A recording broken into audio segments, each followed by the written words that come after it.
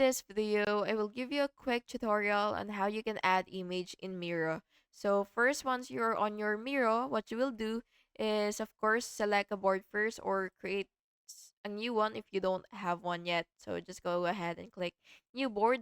And then what you will do is on your left panel, you will see these options right here or these features. So once you see this picture icon, you will just have to click it, and then now what you can do is basically just um pick from this list right here. So there are a lot of pictures that you can actually choose from. So let's say I would want this picture right here, this section right here. So you will just go ahead and look for a picture that I like. So yeah, you will just have to drag it and place it whatever you like.